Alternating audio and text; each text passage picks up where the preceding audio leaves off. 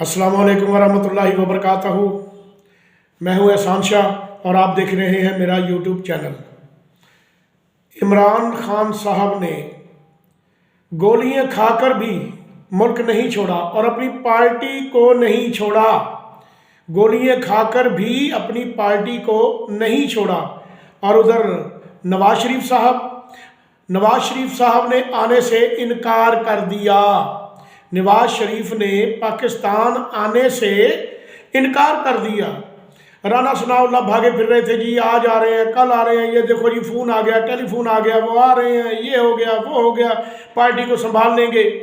लेकिन जब देखा कि पाकिस्तान में उनको जेल मिलेगी नवाज शरीफ साहब को, तो नवाज शरीफ ने सीधा सीधा इनकार कर दिया कि भाई मैं पाकिस्तान नहीं आ रहा, पाकिस्तान नहीं आ रहा। सीधा सीधा इनकार, बिल्कुल इनकारी हो गया है नवाज शरीफ पाकिस्तान आने से। क्यों? कि जेल के नाम से ही खौफजदा हो जाता है। नवाज शरीफ जेल के नाम से खौफ आते हैं, उसे खौफ आता है, इतना खौफजदा हो जाता है जेल के नाम से कि उसकी रूह कांप जाती है। इसलिए उसने सीधा सीधा इनकार कर दिया, भाई बाहर में जाए मेरी पार्टी, नून लीग बाहर में जाए, नून लीग के जो मेरे जितने भी करिंदे हैं वो बाहर में जाए, मैं पाकिस्तान नहीं आता। इनकार हो गया।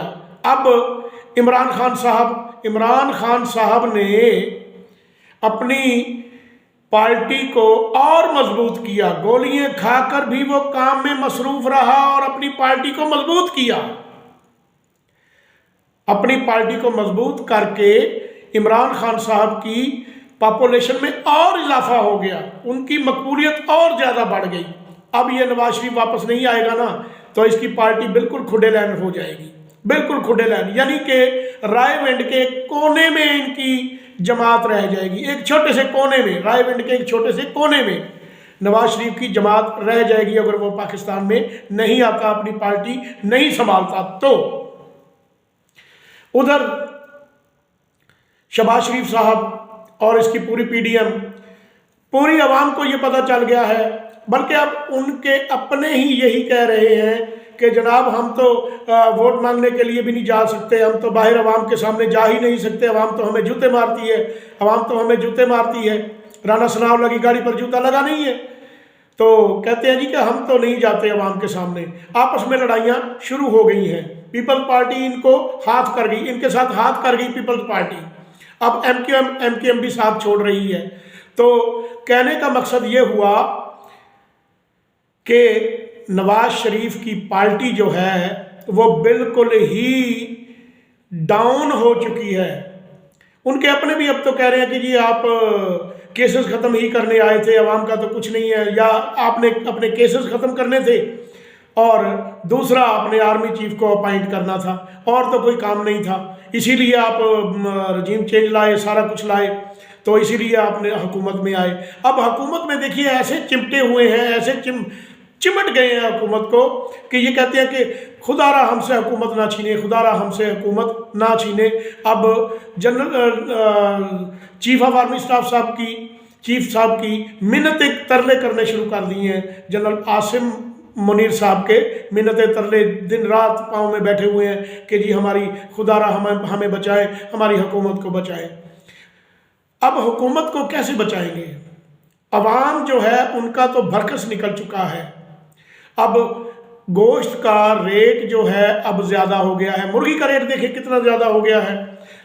मुल्क में आटे के बहरान के अलावा, मुल्क में आटे का बहरान तो है सो है, अब दालों का बहरान भी शुरू हो जाएगा, पेट्रोल का बहरान भी शुरू हो जाएगा। जैसे लोग आटा लेने के लिए लाइनों में लगे हुए हैं, ऐसे ही पेट्रोल लेने के लिए, तेल लेने के लिए, पेट्रोल डीजल लेने के लिए लाइनों में लग जाएंगे। तो ये तो इनका हाल है। इन्होंने वैसे भी मुल्क को दिवालिया माशियत का भट्ठा बिठा दिया, मुल्क को दिवालियापन में ले गए हैं। अब बार बार ये शहबाज शरीफ और इसकी काबीना यही कहते हैं कि हमारी हुकूमत बचा लो वरना हम मुल्क को दिवालिया कर दें, यानी कि अवाम के साथ इनकी मोहब्बत नहीं है। صرف اور صرف اقتدار کے بھوکے ہیں، اپنے کیسز اور اپنی کرپشن بچانے کے لیے آئے تھے، اپنے کیسز ختم کرانے کے لیے آئے تھے، اور عوام کے ساتھ ان کو کوئی محبت نہیں ہے، نہ ہی یہ عوام کے ساتھ محبت کر سکتے ہیں۔